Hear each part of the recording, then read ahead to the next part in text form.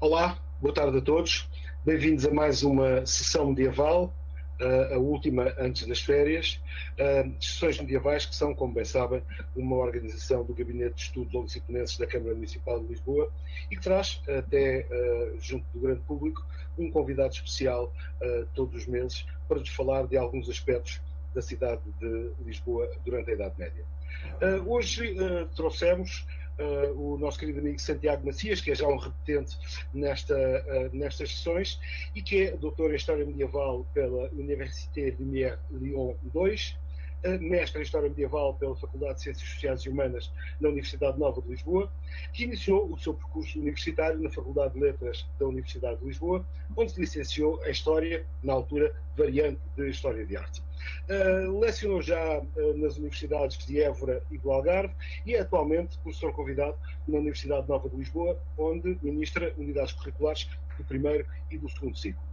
É autor de um incontável número de publicações, ficaríamos aqui até amanhã a rolá-las todas, entre livros, capítulos de livros e artigos, sobretudo dedicados a áreas da arqueologia e da presença islâmica em Portugal. Ao longo do seu percurso multifacetado, conduziu escavações arqueológicas, foi comissário de diversas exposições, foi investigador da Universidade de Coimbra, membro da direção do Campo Arqueológico de Mértola e desempenhou ainda cargos autárquicos na Câmara Municipal de Moura, onde foi vereador e presidente. E desde 2021, pelo menos até hoje, que é diretor do Panteão Nacional, e é com todo o gosto que apresentamos o nosso querido amigo, meu e do Manuel, Santiago Macias, a quem passo desde já a palavra, para nos falar de uma Lisboa que foi periférica no quadro do Islão Peninsular. Ok, muito obrigado, muito boa tarde. Eu é que agradeço o convite. É sempre um prazer estar com colegas e amigos e podermos trocar aqui algumas impressões e podermos falar um pouco sobre uma realidade que não esteve até há pouco tempo, até há poucos anos, digamos assim, no centro do meu interesse ou das minhas atenções. Aliás, devo dizer que tive alguma hesitação inicial quando se tratou de aceitar este convite, porque, na verdade, há muito pouco que se possa acrescentar àquilo que o Manuel Fialho fez na sua tese de doutoramento. Não é para eu estar aqui mesmo à minha frente, aqui no ecrã, mas, de facto, a tese do Manuel Fialho resolve a maior parte das questões, ou o essencial das questões sobre a Lisboa Islâmica, a partir, ou melhor, tendo em conta as limitações, os problemas, as questões que nós temos, que nos cingem sempre num determinado caminho. Eu resolvi participar por dois motivos. Enfim, há sempre alguma questão que nós podemos debater e pode sempre discutir, há sempre matérias que podem ser renovadas e retomadas, e depois, porque quero começar por um outro ponto, e que tem a ver com algo que me parece que continua a ser necessário, que esteve programado há uns 4, 5 anos e que depois nunca nunca tomou forma, que era uma exposição chamada Lisboa Islâmica. E é esse o meu ponto de partida para esta conversa e depois já voltarei à matéria histórica propriamente. E porquê é que me parece que era necessário fazer essa exposição sobre a Lisboa Islâmica? Era necessário fazê-lo porque a cidade já dispõe de um conjunto apreciável de informações que há 30, 40 anos não existia.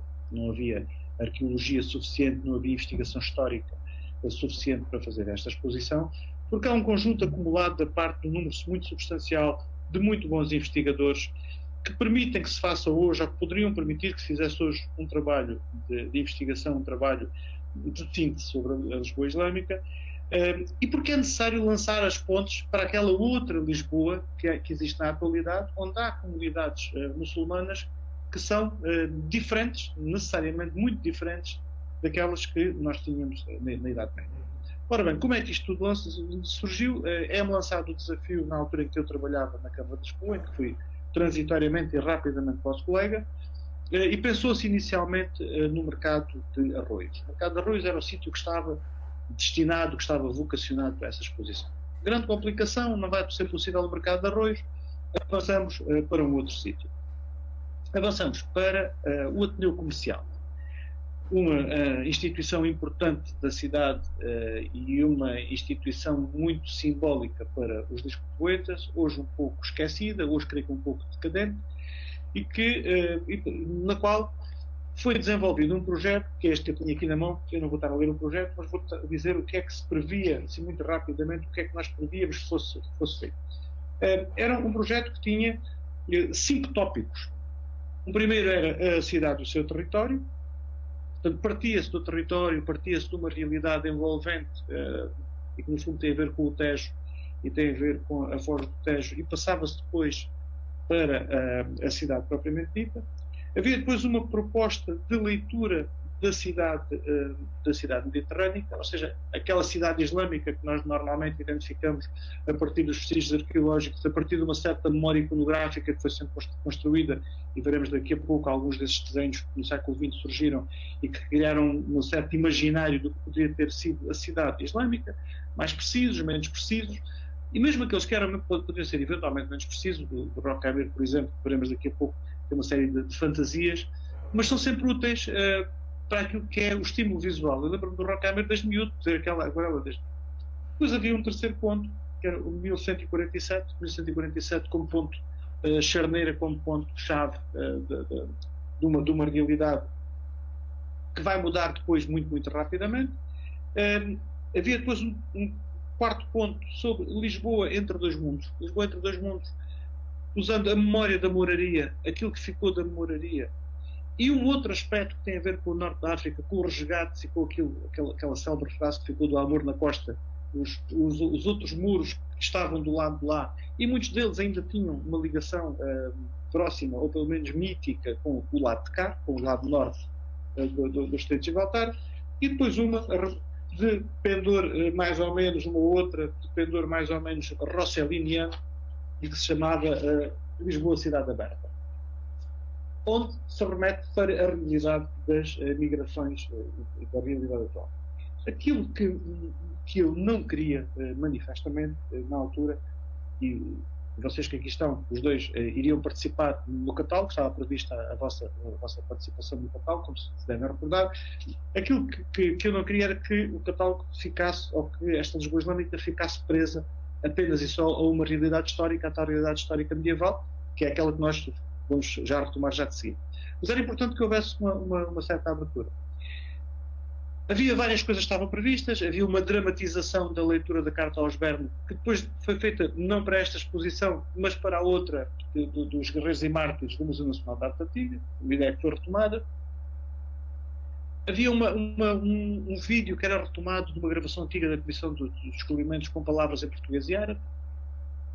Havia músicas populares da Beira Baixa, do Canto dos Pastores de Penha Garcia, que é qualquer coisa que nos remete muito para uma certa tonalidade que nós muitas vezes identificamos como da música árabe, que não é tanto a música árabe, mas sim da música mediterrânica. E havia finalmente uma reconstituição do percurso das muralhas da Lisboa Islâmica, que foi, digamos assim, a única componente que efetivamente foi concretizada, aliás, muito bem concretizada pelos colegas lá de baixo da Filmoteca, do Fernando Carrilho e o Carlos Miguel, que fizeram um trabalho absolutamente extraordinário. E, aliás, era por isso que também já agora queria começar mostrando aqui uma pequeníssima passagem.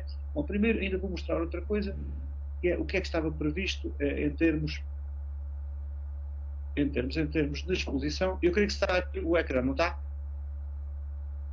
Está-se a ver? Estou a partilhar Lisboa, uma cidade na margem do Islão, não estou? Sim, estamos a ver bem. Ok.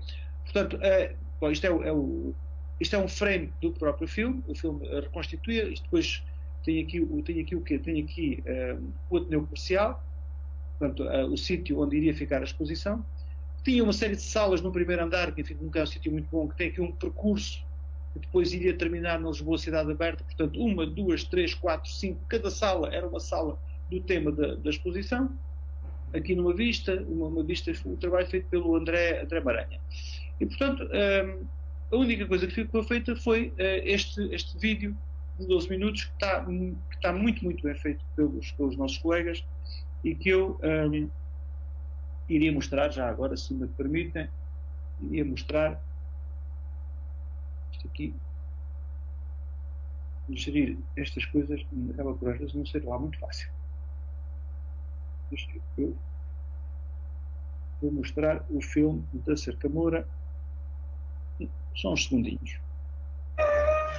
A cidade tirou partido desse potencial e fez dele a sua grande força.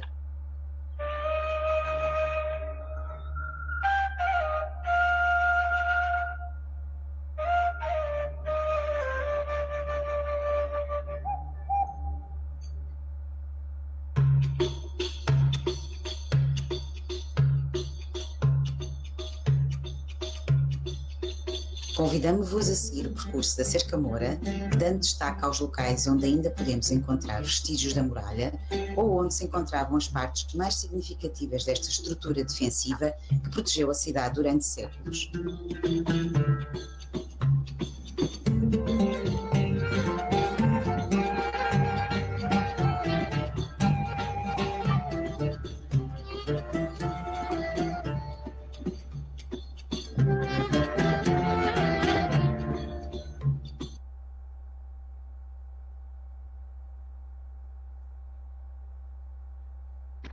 Bom, a ideia era um pouco esta, era reconstituir com a ajuda de um drone, que é uma forma sempre muito estimulante de nós podermos ver a partir do ar aquilo que às vezes temos dificuldade em ver do solo, reconstituir todo o percurso da muralha e tentar de alguma forma uma interpretação.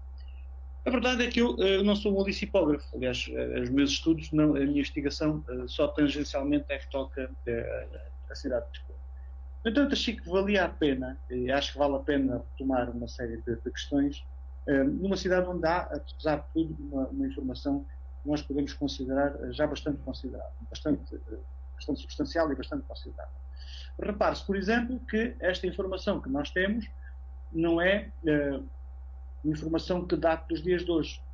Nós temos reconstituições e temos informação já no século XVIII, são-nos mostradas as muralhas, aquilo que eles chamam as configurações de parte das fortificações da cidade, que datam de 1761. E temos depois o trabalho que eu acho que é absolutamente sensacional, um grande trabalho de investigação, do Vieira da Silva, que na Cerca Moura de Lisboa traça, a partir dos elementos físicos existentes, propõe um amuralhamento e um limite para a cidade. A verdade é que nós temos, depois disso, um hiato muito profundo que vai durar até aos anos 60, 70 do século XX.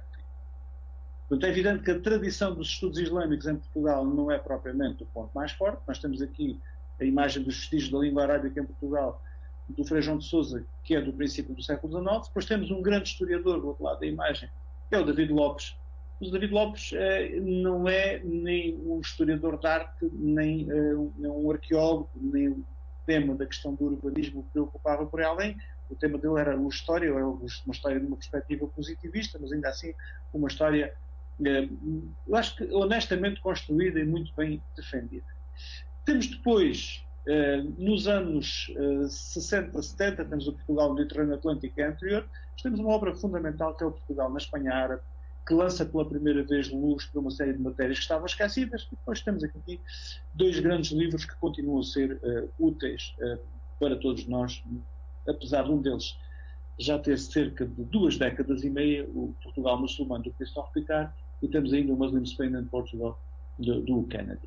Portanto, começámos a ter alguma informação, mas essa informação, na verdade, e se nós excetuarmos aquilo que era ou aquilo que é o traçado das muralhas, era uma informação relativamente escassa, nomeadamente do ponto de vista arqueológico.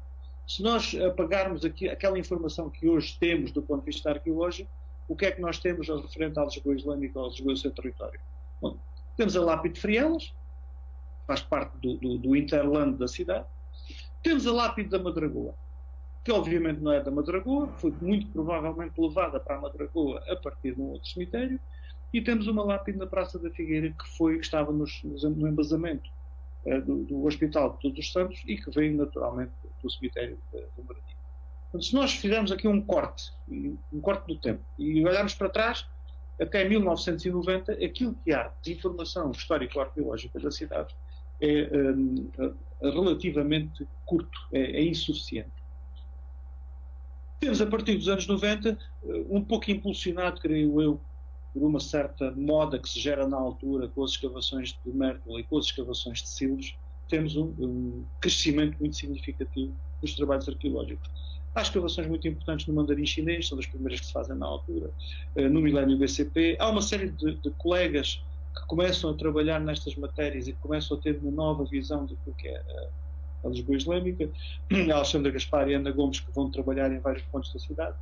A Jacinta Bugalhão, que tem um trabalho importantíssimo de investigação, que passa em grande medida pela ceramologia, pelos estudos da cerâmica, que lançam nova luz sobre aquilo que é a atividade económica da cidade, mas não são apenas essas questões. Temos o Clementina Mário José Luís de Matos, e já falaremos daqui a pouco na célula de escavação da sede de Lisboa. E temos depois revisões que foram feitas. Há uma revisão que é muito importante, que começa por ser feita pelo Manuel Real e que depois é continuada e aprofundada pelo Paulo Almeida Fernandes, que é a dos materiais visigóticos de Lisboa. Tudo aquilo que era considerado as grandes peças arquitetónicas de grande aparato, de grande visibilidade em termos artísticos, estavam catalogadas como visigóticos. É tudo visigótico. E o Manuel Real diz, não, isto não é nada visigótico, nós temos que puxar isto para uma outra realidade, temos que pôr isto em contacto com o mundo oriental, e ele vai buscar os exemplos ao Oriente Mediterrâneo, a sítios como Kirbat el-Mafshar, e vai reposicionar esses materiais do ponto de vista cronológico e do ponto de vista de influências artísticas. Trabalho que depois é continuado, repito, e aprofundado e digamos assim, apurado pelo Paulo Almeida Fernandes. E temos, finalmente, o trabalho do Manuel Ferreira Silva, que é um trabalho absolutamente crucial, não só para se perceber o que é a Lisboa Islâmica, tanto quanto se pode perceber a Lisboa Islâmica a partir de dados que são, apesar de tudo, relativamente escassos, mas, sobretudo, perceber as mutações que a cidade sofre entre o antes e o depois. Nós, às vezes, temos o problema de trabalhar um bocadinho em bolo de bolacha, não é? A gente trabalha uma camada, mas só trabalha aquela camada, não trabalha a camada seguinte, não se interessa. É Lisboa Islâmica, é Lisboa Islâmica. É a Antiguidade Tardia, a Antiguidade Tardia. E, de facto, o trabalho do Manuel Fialho, não a única, mas uma das grandes vantagens que tem, um dos grandes méritos, é explicar a cidade na sua transformação e no potencial que ela tem. Isso vai, naturalmente, todo esse trabalho ao longo dos anos 90 vai resultar numa exposição, já mostrei daqui a pouco algumas imagens, que é o Portugal Islâmico. Portugal Islâmico é um verdadeiro sucesso na altura em termos de público, é uma exposição que ultrapassa 100 mil visitantes no Museu Nacional de Arqueologia, então é um número muito significativo, produz um catálogo que é um catálogo importante, e eu tendo sido um dos coordenadores do catálogo, tenho hoje o prazer de dizer que é um catálogo que está profundamente desatualizado. Ou seja, não é que as informações estejam erradas, algumas estarão seguramente e precisam de revisão, mas é sobretudo um catálogo que precisa de atualização, porque hoje nós temos há muito mais dados sobre a cidade islâmica, sobre o território, do que aparece naquele. Portanto, há um caminho que manifestamente tem que ser feito e vai ter que ser continuado. Aqui os meus apontamentos. Tudo isto é evidente que tudo aquilo que nós conseguimos fazer a partir das sucessivas escavações, das sucessivas investigações, permite-nos ter uma ideia do que é a cidade, mas não, obviamente, uma reconstituição. E não permitem uma reconstituição muito fidedigna, muito fiável. Uma das coisas, por exemplo, que o Manuel Fialho tem na tese, uma série de pontos de interrogação de sítios. Pois claro, quer dizer, nós estamos a trabalhar sobre hipóteses, eu diria que na grande maioria que eu sigo, que são hipóteses que me parecem não só fiáveis, como plausíveis, como lógicas em termos daquilo que é a dinâmica urbana, mas são, apesar de tudo, hipóteses porque nunca puderam ser aferidas em termos de terreno. Depois temos uma outra coisa que é absolutamente crucial numa cidade como Lisboa, que é uma densíssima urbanização, as modificações, que aliás são visíveis na tese dele. Eu até parece que estou a fazer uma espécie de revisão da tese, ou como é que se diz, uma crítica, não é uma crítica, é uma recensão.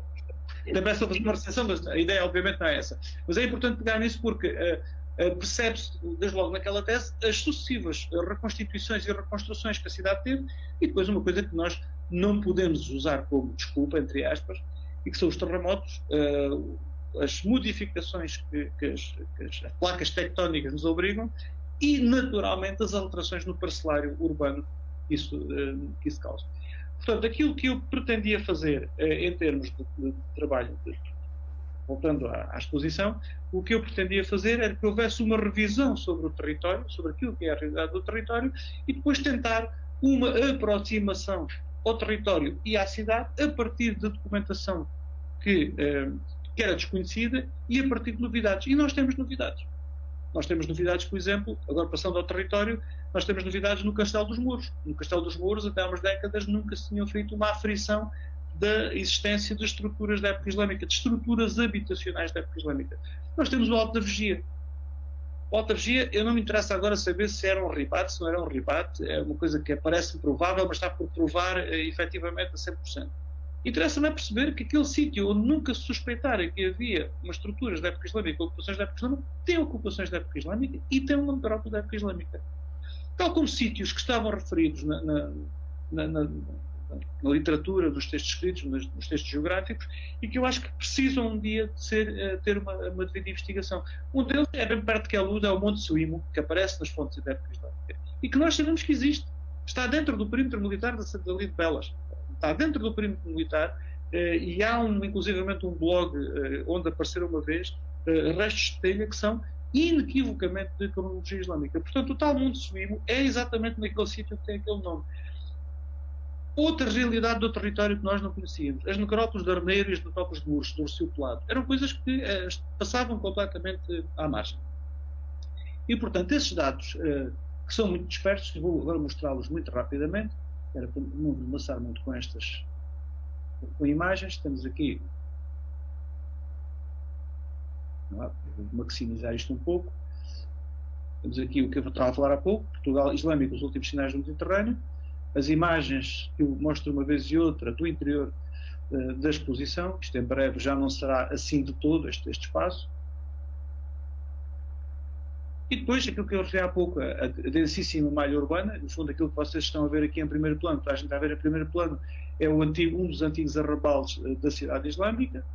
Depois o Castelo dos Mouros, agora mostrando agora a imagem. Depois o Alto da Vigia, com esta série absolutamente extraordinária de estruturas. Depois um sítio como a Almada, que é referida sistematicamente nas fontes escritas. E depois as duas necrópoles, a de Mouros e a de Arneiro, e que foram trabalhadas pelo nosso colega e amigo Guilherme Cardoso. Portanto, aproximemos agora um pouco da cidade. Daqui a pouco diz que nunca mais fala da cidade. E a cidade é um pouco isto, não é? A cidade é um pouco uma matriosca. São cidades que estão dentro de cidades e que vão crescendo sucessivamente e que vão ficando cada vez maiores. Nós temos, sabemos isso, o perímetro relativamente bem definido, ou muito bem definido, desde o século XVIII ou antes disso, e depois plasmado, digamos assim, no livro do Augusto Vieira da Silva, da Cerca Moura de Lisboa, e temos depois aquilo que foi o trabalho que eu acho absolutamente fantástico do Cláudio Torres, foi pegar no desenho que está na Biblioteca de Leiden, que é um desenho do século XVI, que está aqui na parte de baixo da imagem, e ele foi colorir nesse desenho da Biblioteca de Leiden o que ainda era possível ver no século XVI da Cerca Moura, e que era bastante, e que era muito. E ele depois faz uma série de propostas de zonas funerárias, uma a norte do Castelo, outra a norte da Alfama, o bairro da Alfama, que obviamente é um bairro extramuros, é um arrabalde da cidade da Lisboa Islâmica, e depois o outro arrabalde que corresponde, grosso modo, àquilo que nós hoje conhecemos como Baixa Pombalina, e que vai pelos dois esteiros, não é? Pelo esteiro, depois pela zona do esteiro que vai assim pela atual Almirante Reis acima, pelo Regueirão dos Anjos. Portanto, cria-se aqui um outro arrabalde pescatório, que aliás até foi escavado parcialmente no princípio deste século, e em relação a isso já lá vamos. Há uma coisa que me parece importante clarificar quando nós falamos nestes arrabaldes, é que, e nestas cidades, nós temos que apagar um pouco a imagem da grande cidade oriental. Quando se fala nas cidades do mundo islâmico, no que é que a gente pensa? Bom, pensa-se em Córdoba, pensa-se em Fustat, pensa-se no Cairo, pensa-se em Damasco. A nossa realidade não é essa. Córdoba, de facto, é uma cidade oriental no Ocidente, por assim dizer. É uma grande metrópole, é uma cidade onde vivem centenas de milhares de pessoas. As cidades do Garbo não são assim. E quando nós pegamos nas fontes escritas, nos textos escritos, é evidente que o autor é sempre encomiástico, é sempre muito elogioso. E a cidade tinha muitos muitos mercados, e tinha banhos, e tinha edifícios magníficos, e tinha isto, e tinha aquilo. As descrições nunca mais acabam, e um deles, acho que não sei se é o Edrício, agora não me recordo, que é bastante maroto, diz que as mulheres de Elvas eram muito bonitas. Há um deles que refere a esse aspecto muito, muito particular. Mas, de facto, nós temos de matizar e perceber que a cidade é uma outra coisa, e que as cidades vivem muitas vezes a partir de uma riqueza que é a sua. Lisboa não é só aquela zona amuralhada, aliás, é muito menos a zona amuralhada do que o resto, porque a zona em volta, do que os territórios agrícolas que estão em volta, do que a riqueza piscícola do Rio, do que a riqueza mineira do Rio, e todo este mundo que se gera à volta de Lisboa e que vai durar ainda durante muitos séculos, eu diria, se calhar até à atualidade. É uma cidade onde há múnias, onde há imensas quintas e quintarolas, que aliás se vão manter muito tempo. É uma cidade onde os antigos conventos da época paleocristã ou da Alta Idade Média se vão manter. É uma cidade que é grande, que tem 15 hectares, é a maior cidade do Ocidente. Mas sendo a maior cidade do Ocidente, é no cômputo geral do mundo mediterrâneo uma cidade de pequena dimensão. E nós podemos imaginar 10 mil, 15 mil pessoas entre a cidade e os arrabaldes. Eventualmente sim. Se nós pegarmos naqueles cálculos célebres do Torres Balbás, que me parecem muito, muito falíveis, teríamos 6 ou 7 mil habitantes intramuros, também me parece um pouco menos. Mas a cidade, em todo o caso, não é uma grande metrópole. Não é uma grande metrópole mediterrânea. É a cidade mais importante a nível do Ocidente, e é uma cidade, que esse para mim é um tópico para mim fundamental, é uma cidade que está um pouco à margem do lugar balada. Não há margem por se estar marginalizada, mas uma margem por opção se ter marginalizado. Ou seja, a elite local tem a capacidade económica, tem a capacidade financeira, tem a capacidade militar para manter uma posição de distanciamento. Eu acho muito curioso, por exemplo, um dos livros importantes desta época, que é o volume 5 do Octavius do Nayang, e que se reporta aos anos 912 a 942, a única coisa praticamente que faz em relação a Lisboa é dizer quem foram os governadores que foram nomeados. Não passa disso. É como se não acontecesse mais nada. E, portanto, o governador que é nomeado pelo poder cordovês, imagino eu, teria um poder muito, muito limitado e muito cerceado por aquilo que era o poder que tinha a comunidade local, fosse ela muçulmana ou, sobretudo, e esse é um dado essencial, a comunidade cristã da cidade de Lisboa, que era seguramente poderosíssima. É uma cidade cuja estrutura nós conhecemos razoavelmente bem nas suas portas, no amuralhamento e na descrição que tem das portas. Aliás, eu agora vou socorrer a um dos desenhos do Manuel, e que é este que aqui está, quase a seguida. Há uma coisa que é descrita na tese dele, que é o facto da cidade em patamares. É uma das características que nós encontramos, por exemplo, este desenho, que é um desenho esquemático daqueles tirados da internet e que é muito ilustrativo, mostra-nos bem o que é de facto esta cidade que nós encontramos em patamares e que nós temos em Lisboa, aqui, por exemplo, os diferentes patamares, diferentes alturas, e que nós encontramos, de um modo geral, nestes assentamentos do tipo mediterrâneo ocidental.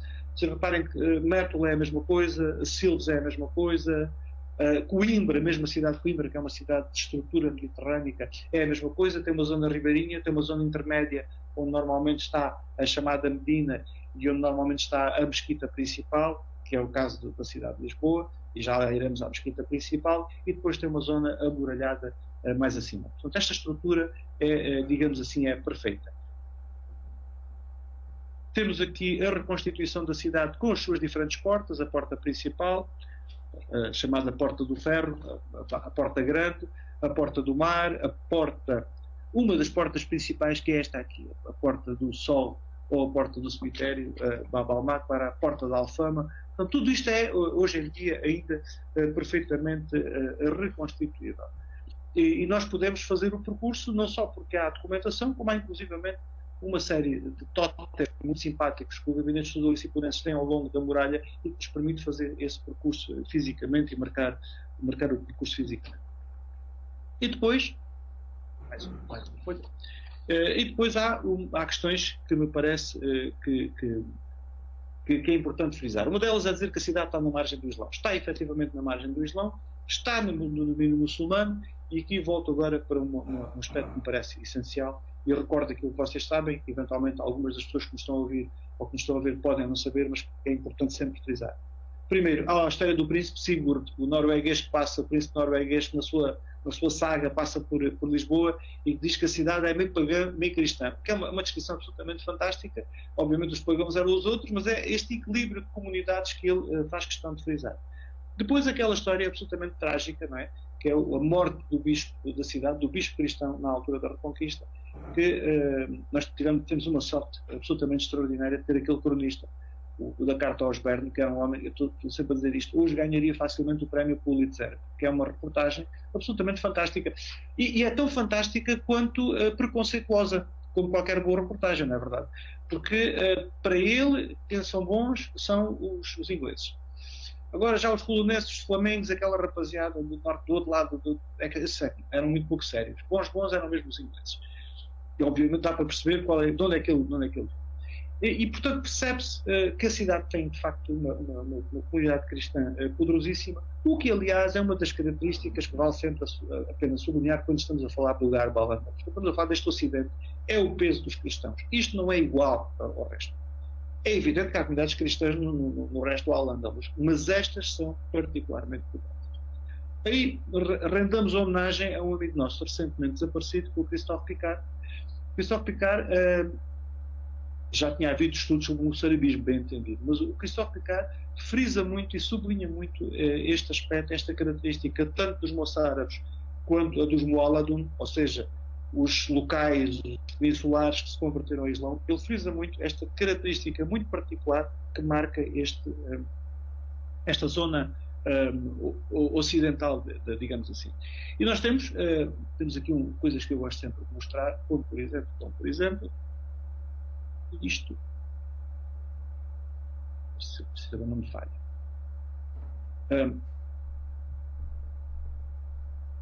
Este é um exemplo de um sítio onde a comunidade cristã está bem presente, a Igreja do Corvo, que eu defendo, que fica neste promontório junto à Armação de Pera.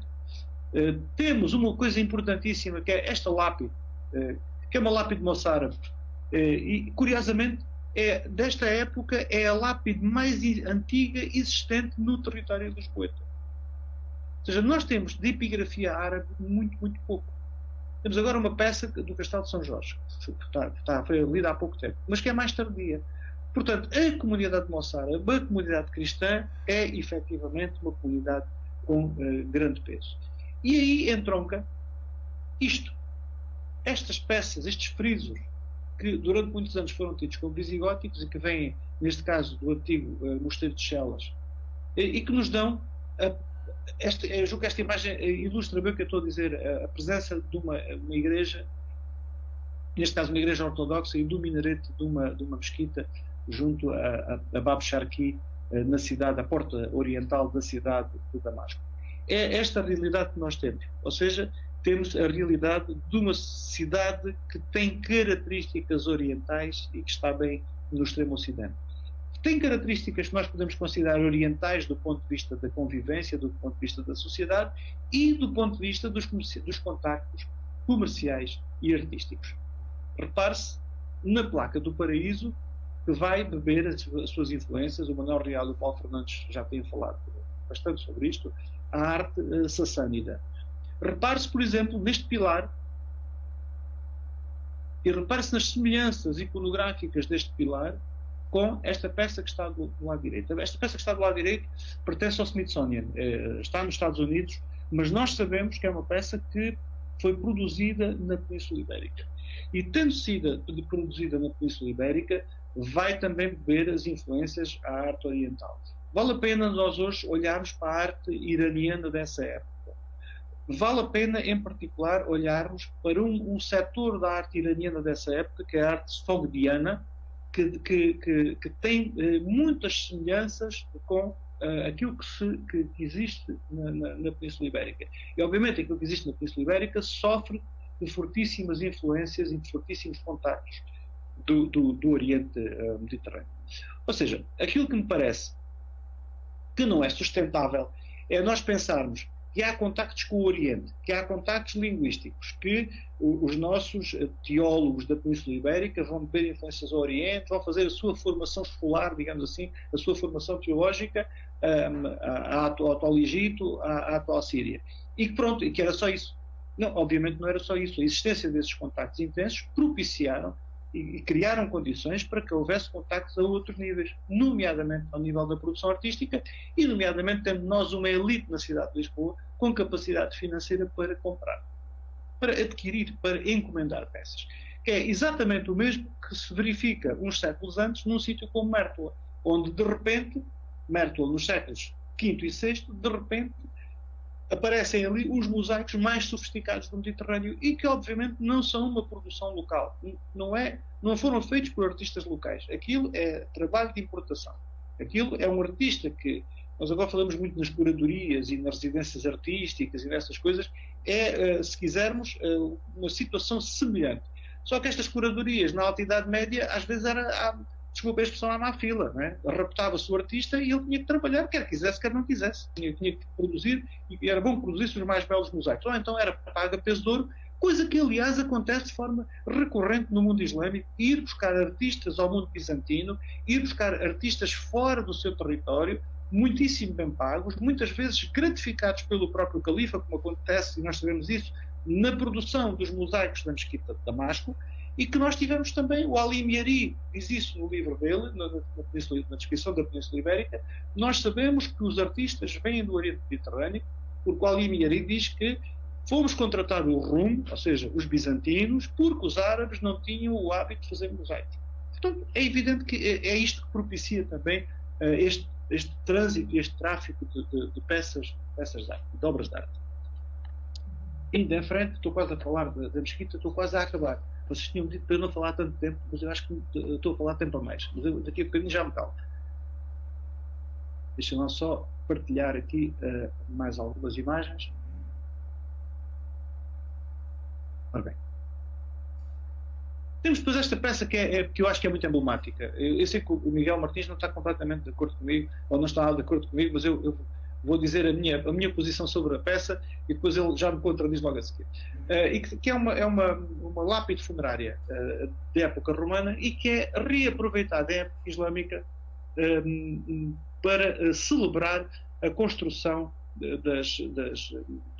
a reconstrução das muralhas no ano de 985 sob a encomenda de Almansor, do Agir, do homem mais poderoso da Península Ibérica naquela altura. E sempre me fez muita confusão que se celebrasse uma construção daquela importância, digamos assim, num rascunho, numa peça de segunda de reutilização. E sempre me pareceu que isto foi uma coisa forçada e negociada, mas aí posso estar errado. Em todo o caso, é a única peça que nós temos desta época e é uma peça não. Depois temos aqui, finalmente, eu estava a falar há pouco na Mesquita, uma coisa que se discute muito, se o espaço da Mesquita de Lisboa é aquela que estão a ver na imagem ou não, junto à porta principal, à porta grande da cidade, e mesmo em frente, a mim parece-me sinceramente que sim, o que não exclui naturalmente uma hipótese que é defendida pelo Manuel Fialho, que é haver uma mesquita na Alcáçova. Pois evidentemente uma cidade como esta não tinha só uma, nós sabemos isso, tinha a mesquita maior, tinha a Aljama, e depois tinha outras, tinha a mesquita poderia ter a mesquita dos poderosos, e teria depois seguramente também as suas mesquitas de bairro.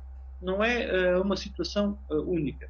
Aliás, aqui vê-se bem, nesta imagem, vê-se bem aquilo que é a dispersão e a importância dos achados arqueológicos que foram sendo postos a descoberta.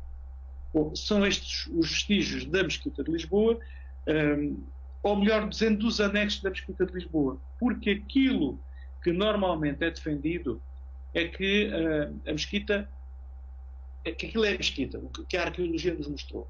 Isso deu aso a uma enorme polémica, e eu estou convicto que aquelas estruturas não são efetivamente a Mesquita.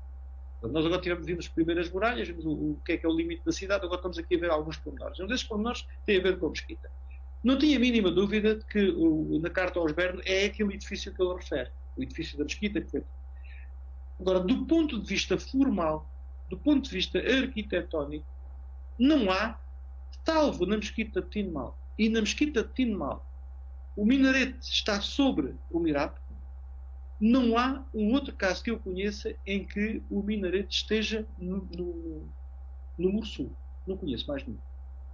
Mas não conheço nenhum caso em que o minarete estando presente não se acuse no extradorso. Ou seja, de acordo com esta construção que nós temos, é um muro, não é?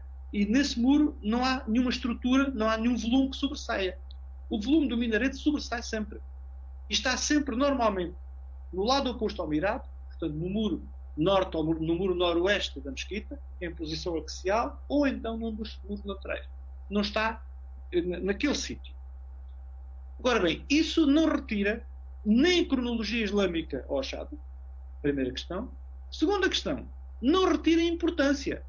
Não é pelo facto de não ser efetivamente aquele muro, precisamente da mesquita, que retira importância àquele edifício. Pelo contrário, dá-lhe uma importância acrescida.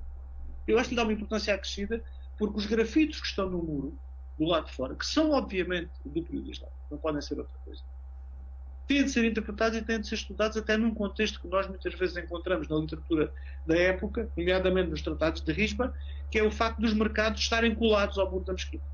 Mesmo, excetuando, como é que é? Excetuando os coelhos e o azeite. Os coelhos porque cheiravam mal e o azeite porque se podia sujar a roupa dos crentes que iam à mesquita. Portanto, estamos ante um sítio que está colado, digamos assim, à mesquita, sem dúvida. E depois temos mais, não é? Temos, para continuar, temos a mesquita na zona alta, seguramente, eventualmente onde está a igreja de Santa Maria do Castelo, e depois temos esta outra, que foi escavada há muito pouco tempo na Rua da Conceição, e que corresponde na perfeição a um pequeno oratório, aliás, com um paralelo muito curioso, que é o do Cerro da Mina em Almodóvar, que tem uma estrutura muito, muito semelhante àquilo que foi escavado e que é uma belíssima escavação a da Rua da Conceição. E depois temos os arrabaldes e temos a parte da construção da cidade, a parte física de construção da cidade, que era uma realidade muito menos conhecida há uns anos. Temos este extraordinário conjunto de habitações da Praça da Figueira, que depois desapareceram com a construção do estacionamento, onde se identificam um conjunto muito substancial de casas e de ruas e que nos dão toda a dimensão urbana daquele espaço, inclusive com a reconstituição das casas e com uma realidade que chama muito a atenção.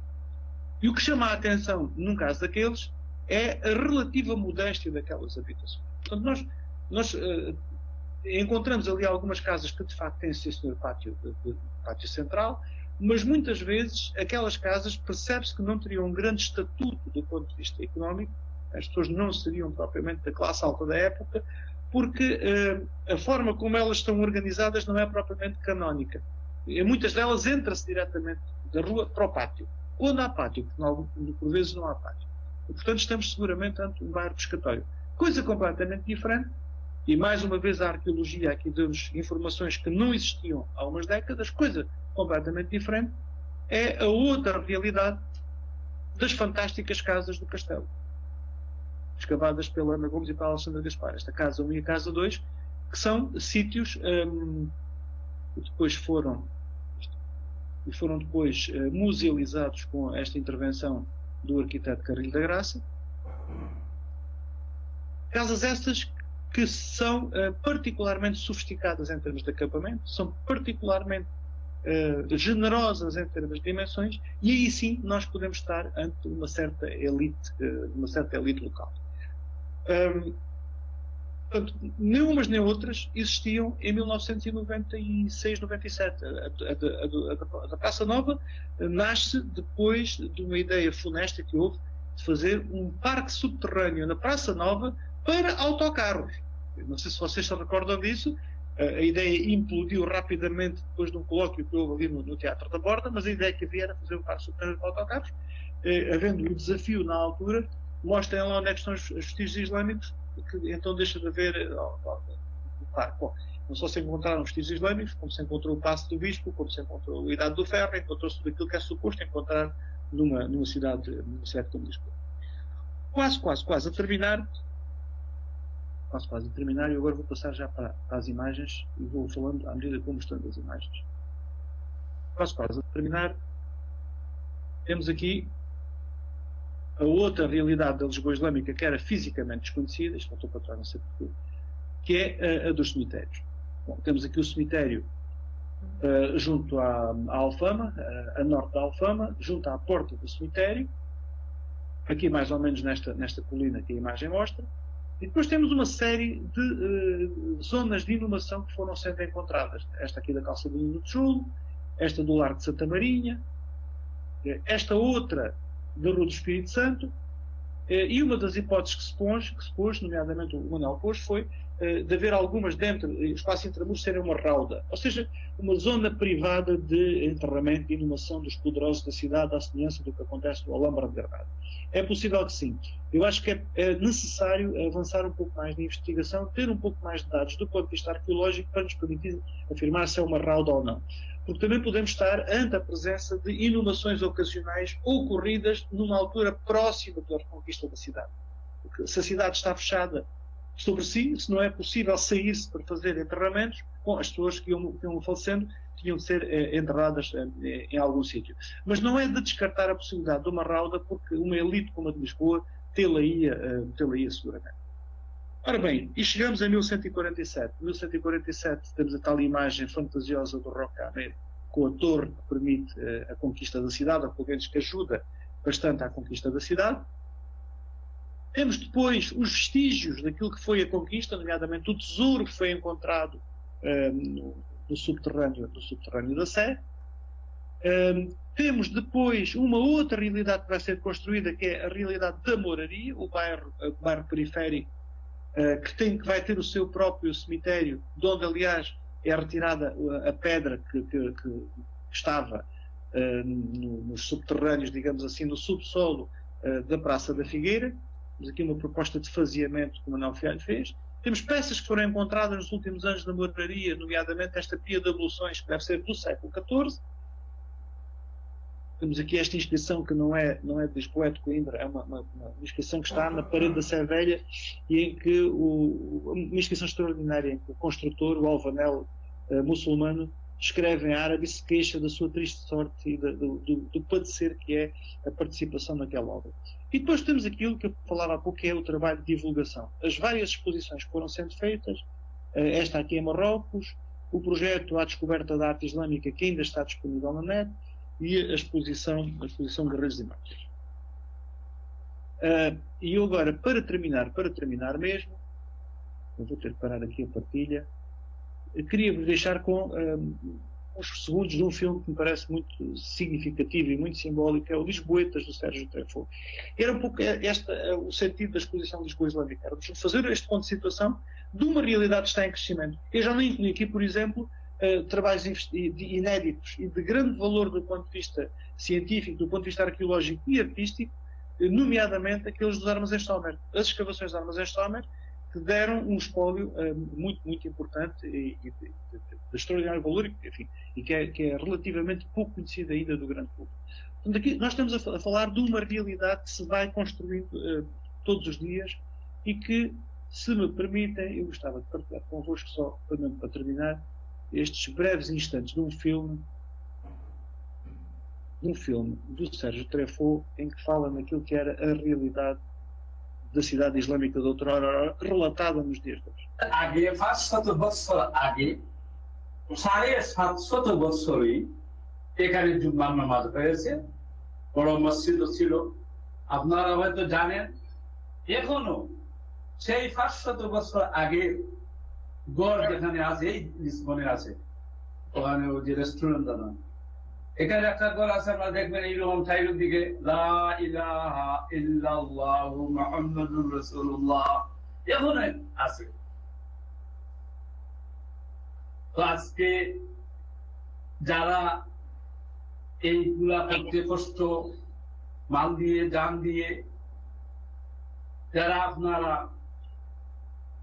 করছেন, এটা সাধারণ মনে করবেন না। এই জিনিসটা অনেক আল্লাহর কাছে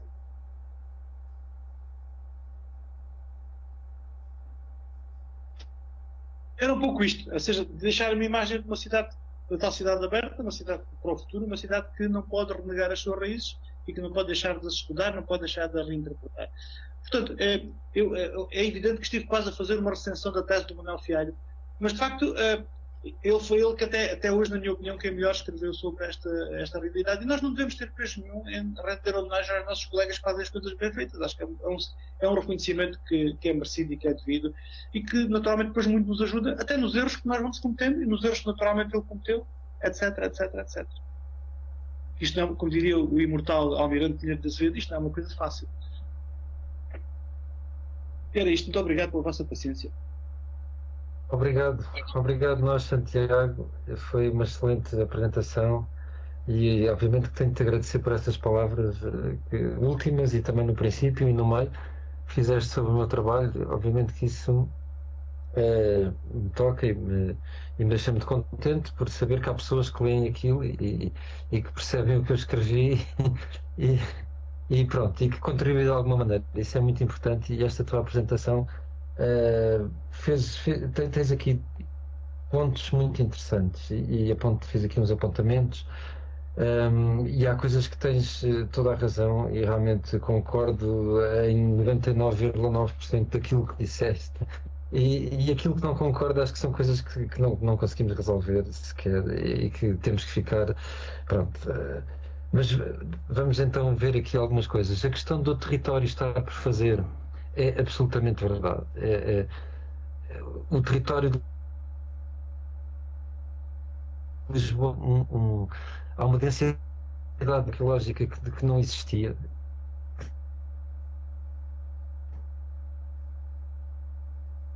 Não existia temos uma necrópole no Lumiar, temos, quer dizer, há uma série de vestígios arqueológicos que nos permitem agora perceber muito melhor coisas que era impossível aqui há 20 anos atrás, 30 anos atrás. E, portanto, o território está por fazer, falta fazer um trabalho de síntese sobre o território, sem dúvida nenhuma. Depois, outra coisa, aquela proposta do Cláudio Torres que mostraste foi realmente absolutamente certeira. Eu acho que o Cláudio é incrível como é que com a informação que existia naquela época ele conseguiu fazer aquilo. Acho que aquilo, se vocês olharem com atenção para aquilo e para aquilo que eu fiz em 2000, entre 15, 16, 17, é muito próximo, é mesmo muito próximo. E realmente é espantoso como é que ele teve, como é que lhe cheirou aquilo, porque não há outra explicação. Aquilo são intuições que ele teve e que realmente conseguiu argumentar de alguma maneira. E vou-te querer ouvir falar sobre isso, mas também sobre outras coisas. Depois, a questão da periferia. Sim, completamente. É realmente uma questão fulcral. Eu tenho uma teoria para a coisa da periferia que expus num artigo que fiz para uma coisa a uma revista espanhola que há só na internet, uma coisa que é o Al-Andalus e a história, e é uma coisa que foi escrita em espanhol.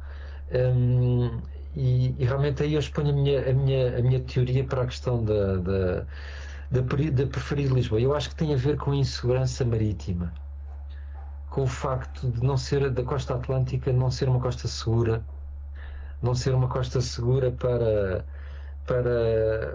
o Islão, pelo menos. A Mediterrânica é outra conversa e por isso na costa mediterrânica teve os desenvolvimentos que teve, mas aqui não teve. E realmente eu acho que isso é um ponto a tomar em consideração, e além daquilo que tu disseste, e acho que isto cola também muito bem com aquilo que disseste sobre a elite moçárabe, que seria elite, não só quer dizer, a comunidade moçárabe de Lisboa seria fortíssimo, e estou completamente de acordo contigo, e com o Paulo Almeida Fernandes e com o Manuel Luís Real. Acho que isso é realmente uma coisa muito importante e que deve ser frisada, mas isso o que é que isso... E depois esta questão de que tu mostraste, que tem a ver com os vestígios que são lidos através da história da arte, as lápides e os frisos e aquelas coisas todas que eram atribuídas ao período visigodo e que agora sabemos serem moçárabes, realmente comprova-nos que era uma elite rica. Eu não sei se conseguimos ler ali que são cristãos ou se já são muçulmanos. Acho difícil fazermos leituras religiosas daquelas peças, agora que elas têm um pendor oriental, isso sem dúvida nenhuma, e isso revela que eles tinham dinheiro para as pagar e que estavam a olhar para coisas que estão muito longe, não é? E isso é muito, muito interessante. E depois, sobre a mesquita, pois... a questão é, pronto, o Santiago não explicou aqui, mas era preciso uma planta que nós, obviamente não nos compete a nós mostrarmos essa planta, mas e por isso esta discussão toda é um bocado presa por arames, porque precisamos de mais informação. Mas realmente a questão é que há uma torre que aparece ali nos claustros da Sé e que é difícil de explicar a sua existência. E uma das propostas até das próprias arqueólogas que fizeram a escavação é que aquilo seria o minarete. Eu, quanto a mim, não sei se é o minarete, não sei se é ou não o minarete, mas também confesso que é um bocado difícil de encontrar uma outra explicação para uma torre. Se não é o minarete, é o quê? E agora, isso, pronto, é uma questão que precisamos de mais informação, obviamente, para irmos por aí.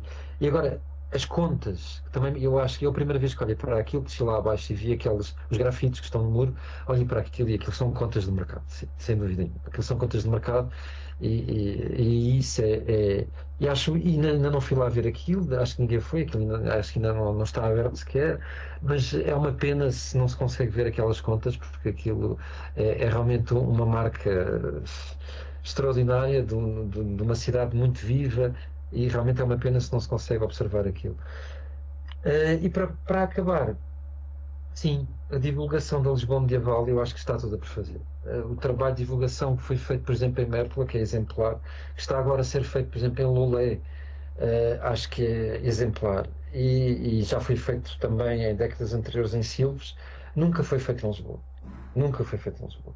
E é uma pena, acho que isso é uma pena e acho que esta tua exposição podia dar um pontapé nesse campo e é uma pena também não ter sido feita e realmente acho que, pronto, a minha opinião é esta, que é uma pena e que tem que ser feita algum dia e que no dia que for feita cá estarei para contribuir de todas as maneiras possíveis, tal como tu e o Miguel, obviamente cá estaremos, não é? Para contribuir para isso e realmente é um trabalho que tem que ser feito. E agora pronto, passo-te a palavra, devolvo-te a palavra. Sim. Sou eu? Outra vez? Então, muito rapidamente. Começando por outro, eu vou seguir a mesma lógica e a mesma sequência.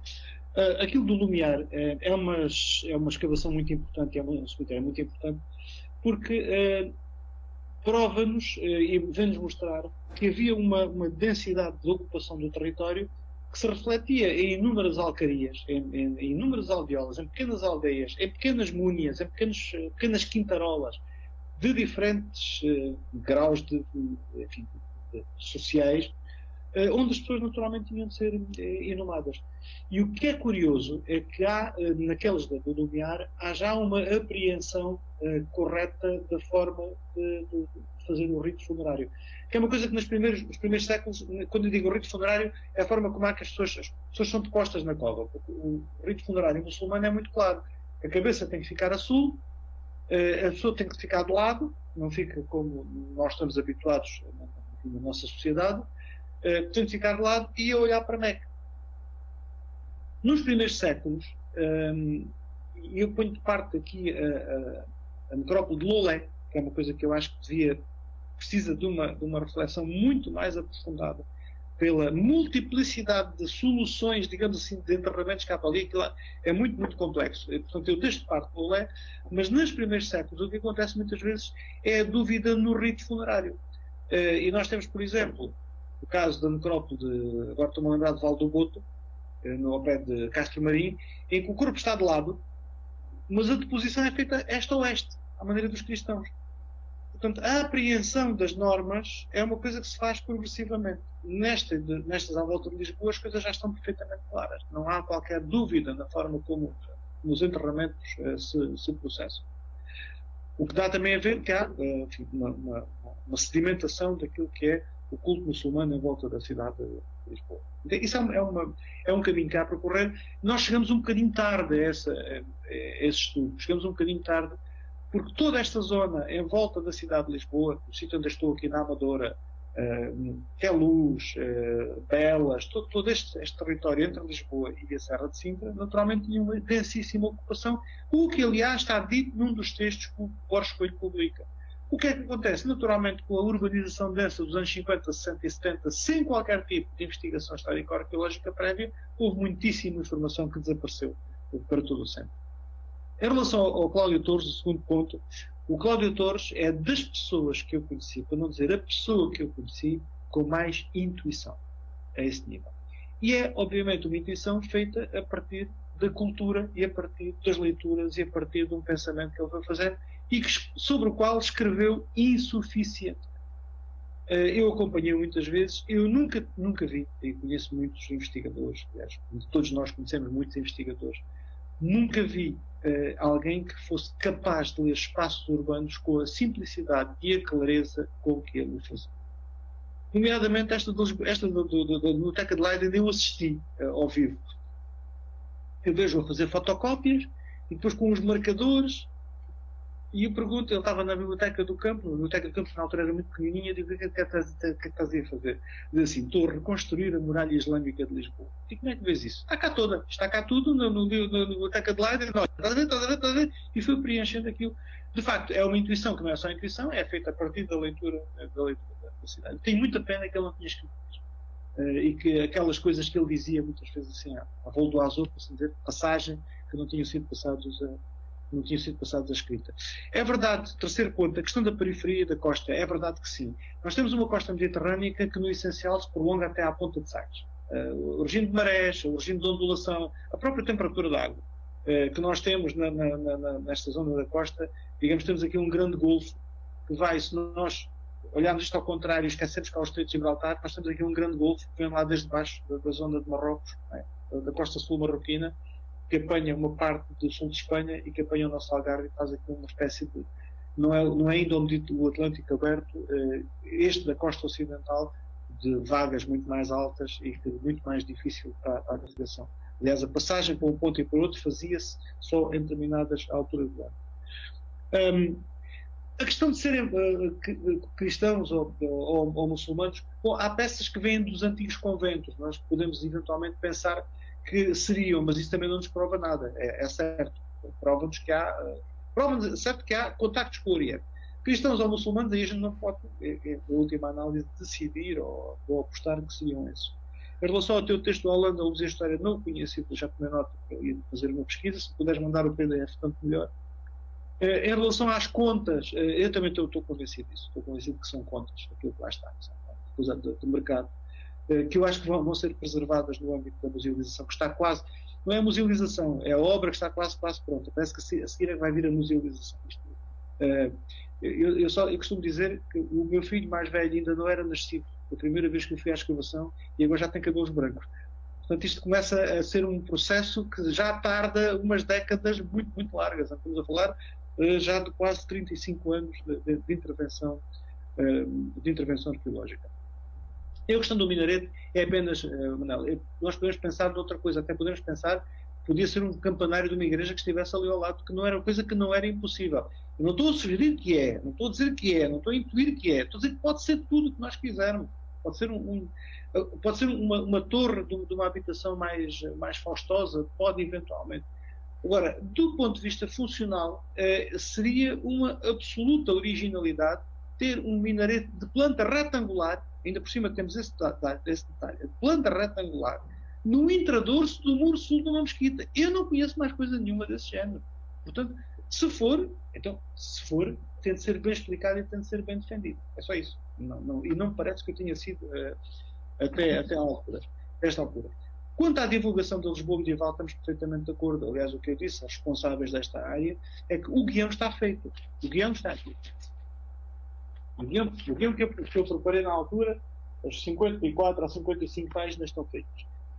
Não há, do ponto de vista de comissariado, esse nível mais de despesa adicional. É só adaptar e atualizar a informação, porque há coisas naturalmente surgiram. Na altura, por exemplo, não havia dados dos armazéns de Stromer. E aquilo que lá está é muitíssimo relevante. Até por aquele fragmento, infelizmente é o único, aquele de louça dourada que está incompleto, mas mesmo incompleto é uma peça muito, muito significativa, muito relevante, porque nos leva para outros contactos comerciais já do pós-reconquista com a zona oriental da Península Ibérica. Portanto, a exposição só não se fará se não houver vontade política para fazer. É sempre aquela questão. A gente ou faz ou não faz. E desculpem a expressão, desculpem as pessoas que estão aqui eventualmente a ouvir, desculpem, deixem-se de tangas em relação a essas coisas, não comecem a inventar. É mais fácil as pessoas às vezes dizerem, do ponto de vista político, mas não fazemos, não nos interessa, a nossa opção é outra. Não é dizer que, pois agora não há, se calhar é difícil porque não há espaços. Eu quando dizem que não há espaços numa cidade como Lisboa, digo, diabo, então onde é que haverá? Então, se a gente aqui não tem espaços para fazer uma exposição com 200 ou 300 metros quadrados, onde é que vai ter? Deve ser a cidade com a maior diversidade e a maior qualidade de espaços, não deve ser, é seguramente que nós temos no nosso país. Portanto, no dia em que isto for retomado, nós os três voltamos a conversar, é só isso. Santiago, obrigado por esta tua intervenção, que é sempre um gosto ouvir-te falar destas questões e, sobretudo, porque, para além de dares algumas respostas, lanças muitas pistas e obrigas-nos a pensar. E uma das coisas e eu não vou ser muito rápido, porque temos aqui algumas perguntas também que alguns dos espectadores colocaram, tem que ver com aquele que é o título desta tua intervenção, a periferia de Lisboa. E aquilo que me suscitou também por algumas leituras que já tenho feito, mas também por aquilo que tu sugeriste, é que Lisboa tem um estatuto periférico que é procurado pelas próprias elites de Lisboa, mas que de certa forma me parece que é algo consentido pelos poderes centrais, seja ele amiral, seja ele califal, consentido pela incapacidade de exercer um controle efetivo sobre uma área tão extensa quanto é todo o Garve, mas também consentido porque existe ali uma autêntica muralha que umas vezes cai, outras vezes é reconstruída, que é a cidade de Mérida, que constitui quase que a barreira entre aquilo que é controlado e aquilo que não é controlado. Ou seja, este estatuto, esta posição periférica da cidade de Lisboa é um estatuto que é procurado pelas elites de Lisboa, sejam elas islâmicas, sejam elas cristãs, mas seguramente, e como bem o disseste, e o Manuel reforçou agora também essa ideia, profundamente orientalizadas, mas que é um estatuto que é de certa forma consentido pela incapacidade do poder central de exercer um controle efetivo. É esta a ideia que me passa, diz-me se estou enganado ou não. Não, absolutamente. O poder cordovês tem de escolher os sítios que consegue controlar e onde é que consegue controlar. E esta comunidade que aqui vive é demasiado poderosa e é demasiado impositiva. Por parte tens aquela descrição fantástica do Idrissi, que diz que há uma igreja do Corvo que é mantida com os donativos dos cristãos do Ocidente. A palavra em árabe é muito, eu não sei árabe, mas eu fui à procura com grande esforço no original, porque normalmente o que se traduz, e o Dozi traduziu, foi os cristãos do Algarve. E o que está escrito lá é Mingarb. Portanto, são os cristãos do Ocidente, não são apenas os da região algarvia, são os de todo o Ocidente. E nós, de facto, temos aqui uma comunidade muito poderosa. Aliás, a questão de Mérida também é um pouco controversa, porque o poder amiral começa por construir o conventual de Mérida, faz uma fortificação em 835, 222 da Égira, faz uma fortificação para se proteger, eu acho que não é tanto dos cristãos do norte, mas dos cristãos da própria cidade, porque aquilo era uma cidade que tinha uma comunidade moçárabe bastante belicosa e bastante complicativa. Portanto, há aqui uma negociação. Eles, quando fazem os pactos territoriais, e há um pacto territorial cujo texto infelizmente se perdeu, referente à zona entre Lisboa e Coimbra, é nessa presunção, é nessa assunção de que é melhor fazer uma negociação, tal como fizeram na Cora de Todmir, do que propriamente entrar em conflito violento.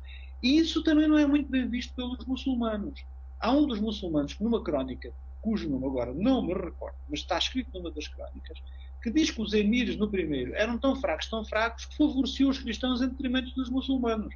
Eles não favoreciam coisíssima nenhuma. Eles tinham era de ter uma base negocial, aliás, bastante pragmática, que lhes permitisse subsistir num território onde as fontes de dissensão eram mais comuns, como se vê, aliás, na zona da beira baixa do Alto Alentejo, com os Banu Marwan, que, desculpa usar outra expressão popular, durante muitos anos pintam a manta, fazem o que lhes apetece, e ainda sobra-lhes tempo. Há uma zona, já agora há uma zona que eu acho que valia a pena, tem-se encontrado lá cerâmicas, há um trabalho muito importante do grupo do SIGA que tem feito esse mapeamento das cerâmicas, mas há um território que me parece extraordinariamente importante, que valeria a pena um trabalho de investigação mais apurado e mais aprofundado, que é aquela zona ali, Concelho de Mação, Concelho de Vila de Rei, onde há um sítio extraordinário chamado Almofala. Há lá uma almofala e há, no Castro da Amêndoa, que é um monumento nacional ainda por cima, foram encontradas cerâmicas muçulmanas. E há um dado importantíssimo, é que aquilo que se diz é que o Assurumbaqui é sepultado nas serranias entre Santarém e Coimbra. Portanto, por ali, toda esta zona escapa completamente ao controle de Córdoba, porque não podiam controlar, de facto, o território todo, ainda por mais zonas inóspitas. Eu fico muito surpreendido que haja perguntas de ouvintes. Sim, temos vários, Manuel. Queres lançar tu ou posso lançar eu? Acho que temos aqui várias, não é? Então começa tu, começa, Miguel. Podemos começar com o Roberto Salvatore Perezio, que pergunta se existem relações entre a Sicília árabe e o Garve em Portugal, a nível de artistas, de arquitetos, poetas, etc. Esta é a primeira questão, não sei se quer responder uma a uma. Pode ser, uma a uma. Nós não temos provas muito tangíveis dessas influências, mas elas chegam de forma indireta, bastante visível. Dou um exemplo muito concreto. Há uma produção artística que é muito conhecida, que são os marfins pintados, que se chamam-se, aliás, arabocículo, porque tem, de facto, na Sicília uma parte muito importante, e cujas influências nos chegam cá. Nós vamos, por exemplo, apanhá-los já não em marfim, mas em osso. Há marfins pintados, claro, nas coleções particulares. Por exemplo, no Castelo de Moura tenho várias arquinhas dessas, pintadas com motivos, e que tiveram naturalmente raiz nessa escola siciliana. Agora, não é, obviamente, uma relação tão evidente e tão direta como outras, mas houve relações indiretas. Depois temos aqui uma pergunta do Pedro Picoito, nosso amigo Pedro Picoito, que pergunta... Ui, onde é que escapou-me? Aqui está. A poderosíssima, entre aspas, comunidade moçárabe que existia em Lisboa antes de 1147 parece ter sido relegada depois da conquista para uma área relativamente pequena entre as igrejas de Santa Maria de Alcamim, Santa Justa e São Mamed. É possível, com os dados arqueológicos de que hoje dispomos, sugerir a existência de outros espaços moçárabes na cidade, dentro ou fora das muralhas, depois de 1147? Que eu saiba, muito francamente, não. Assim, muito diretamente. Aliás, temos é que ver uma coisa, é que esse relegar da comunidade moçárabe a mim não me espanta muito, mas também não tenho forma de o provar, muito claramente. É apenas uma intuição. Nós estamos a falar de igrejas diferentes. Estamos a falar da igreja hispânica e da igreja que não é hispânica. Aliás, a morte do bispo tem para mim uma ligação muito clara. É claro que eles dizem, na carta aos Bernos, lamentam-se muito e dizem, coitado, isto foi uma coisa ilícita, o homem já era muito velho, degolar o bispo, isso não devia ter sido feito, foi uma coisa muito, muito, muito errada. Mas a verdade é que o fizeram. Eu acho que esse conflito entre essas duas igrejas, digamos assim, entre essas duas formas de ver o mundo cristão, pode ter alguma influência nisso, mas respondendo claramente e objetivamente ao Pedro Picoito, que eu saiba, não temos forma de provar uma coisa dessas. Aliás, indo até um pouco mais longe nesta contradição, chamemos assim, há coisas que nos faltam. Faltam-nos cemitérios moçárabes claramente identificados, pelo menos em grande quantidade. Faltam-nos cemitérios judaicos. Como é que é possível? O que é que aconteceu? Portanto, há ainda grandes hiatos, há grandes buracos, há grandes falhas de informação. Não segues para a próxima?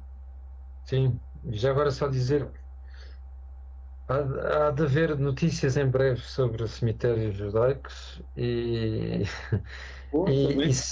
há de haver, sim, estão a ser trabalhados e sobre os moçárabes, há uma coisa que eu apresentei, não sei, acho que tu não estavas lá, neste colóquio em Mértola que houve há poucos, o mês passado. Não estava. Não viste? Pronto, eu apresentei uma coisa que é uma escavação muito antiga, quer dizer, muito antiga, entre aspas, e feita do Dias de Diogo e da Laura Trindade, feita, portanto, ao pé de São Mamed, onde encontraram aquilo que me parece, a primeira sepultura que nós conhecemos, moçárabe, realmente em Lisboa. Agora, há muito pouco é difícil falar sobre uma coisa que não há informação, ou que há pouca informação, digamos assim, E portanto eu só posso dizer isto, é aquilo que parece. Atenção, nesse sítio que estás a dizer, o Cláudio Torres apontava para a existência de uma necrópole moçárabe, nas tais intuições. Precisamente a partir de São Mamed, ele aponta a existência de uma necrópole nessa zona. Pois. E quanto a mim, acho que estas 3 igrejas, Alcamim, Santa Maria do Alcamim, Santa Justa e São Mamed, a existirem no período islâmico, seriam obviamente igrejas moçárabes, e à volta e no interior delas provavelmente eram das comunidades moçárabes. É o que faz sentido, mas uma coisa é fazer sentido e outra coisa é depois termos confirmação arqueológica, mas neste caso em São Mamed eu acho que até estava ali realmente uma sepultura. Depois há aqui uma outra questão. A Carmen Fernandes pergunta: boa tarde a todos. Aliás, ela é Fernandes, não é Fernandes nada, é Carmen, mas é Fernandes. Eu que já estava a espanholizar o nome, peço desculpa. Boa tarde a todos. Ainda ontem lia na obra História da Arte Portuguesa que na zona da Porta da Alfama existiriam lojas de seda e brocados. É possível compreender por quanto tempo este espaço comercial funcionou? O que é que achas sobre isso? Objetivamente é muito difícil nós sabermos isso. Nós temos a informação que é tirada a partir das descrições geográficas e que se reporta a uma determinada época. É sempre arriscado nós irmos além disso.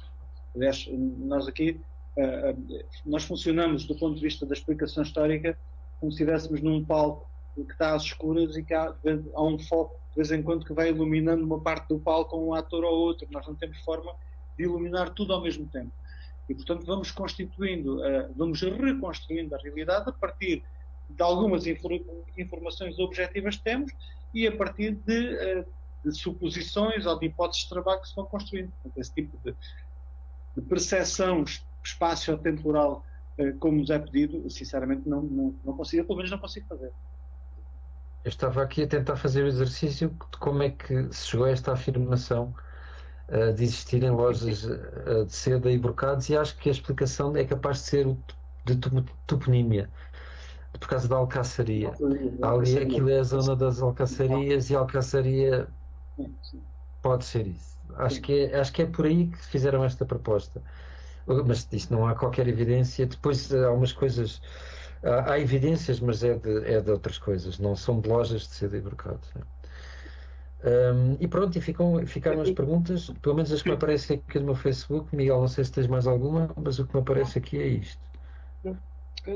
Não, temos depois várias pessoas a agradecer e a cumprimentar. Sim, o Marco Santos. Sim. O Marco Santos, muito bem. Cumprimentos para o Marco Santos. Que agradecem e agradecem, tal como nós, mais uma vez a tua disponibilidade, mais uma vez o teres trazido um tema tão interessante e o teres exposto desta maneira sempre tão viva e tão motivante. Ficávamos aqui até às 2 da manhã sem jantar a conversar, seguramente contigo e com a Manuela monopolizarem a conversa, que são verdadeiros especialistas desta área. Eu vou visitá-la de vez em quando, mas ainda assim foi um gosto ouvir-te mais uma vez, agradecer a tua disponibilidade em meu nome, do Manuel e naturalmente do Gabinete de Estudos Eurociponenses, despedir-me em nosso nome desta última sessão medieval antes das férias. Regressaremos, se tudo correr bem, como dizia o outro, se Deus nos der vida e saúde, em setembro para o reinício das sessões medievais. Mais uma vez obrigado, e obrigado a todos os que continuam a ser fiéis visitantes destas nossas sessões medievais. Muito obrigado. Até a próxima. Muito obrigado.